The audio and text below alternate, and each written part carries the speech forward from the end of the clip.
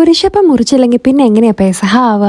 കഴിഞ്ഞ പെസഹായ്ക്ക് ഞാൻ അപ്പം ഉണ്ടാക്കിയപ്പോൾ അത് സക്സസ്ഫുൾ ആയിരുന്നു. അതുകൊണ്ട് തന്നെ ഞാൻ ഇപ്രാവശ്യം അപ്പം ഉണ്ടാക്കാന്ന് വിചാരിച്ചു. പക്ഷെ കഴിഞ്ഞ പ്രാവശ്യം ചെയ്തത് എങ്ങനെയാണെന്ന് എനിക്ക് ഒരു ഐഡിയ ഇല്ല. അതുകൊണ്ടാണ് ഇപ്രാവശ്യം ഞാൻ മമ്മിനെ വിളിച്ച് ഫോൺ ചെയ്തുകൊണ്ടാണ് ഓരോന്നും ചെയ്തുകൊണ്ടിരുന്നത്. അങ്ങനെ അരിയൊക്കെ പൊടിച്ച് അരിച്ചെടുത്ത് കഴിഞ്ഞപ്പോഴത്തേക്കും എൻ്റെ കിച്ചൺ മൊത്തം കുളമായി. അത് അപ്പം തന്നെ ക്ലീൻ ചെയ്ത് പോയില്ലെങ്കിൽ ശരിയാവത്തില്ല. അങ്ങനെ കുക്കിങ്ങിന്റെ കൂടെ തന്നെ ക്ലീനിങ്ങും പിന്നെ പാത്രം കഴുക്കും. പാത്രങ്ങളുടെ എണ്ണം കൂടുന്തോറും കഴുകാനുള്ള മടിയും കൂടും എന്നാണ് എൻ്റെ ഒരു കണക്ക്. ഇതിന്റെ ഇടയിൽ കൂടെ വീട്ടിലെ പെസഹായും അപ്പം മുറിയും ഒക്കെ ഒന്ന് കാണാനും പറ്റി. കുറച്ച് ആളുകൾക്ക് മുന്നേ വരെ കയ്യും നീട്ടി അപ്പം വാങ്ങി കഴിച്ചു നിന്നാൽ മതിയായിരുന്നു.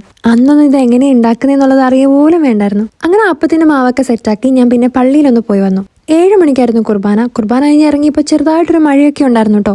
വീട്ടിലെത്തി കഴിഞ്ഞപ്പോൾ ഞാൻ വിചാരിച്ചു ഇന്നൊരു ചുരിദാറൊക്കെ ഇടാം. അങ്ങനെ ചുരിദാറൊക്കെ ഇട്ട് ഞാൻ റെഡിയായി. അപ്പോഴത്തേക്കും അനുവും കുക്കും ഒക്കെ ഡ്യൂട്ടി കഴിഞ്ഞ് വന്നിട്ടുണ്ടായിരുന്നു.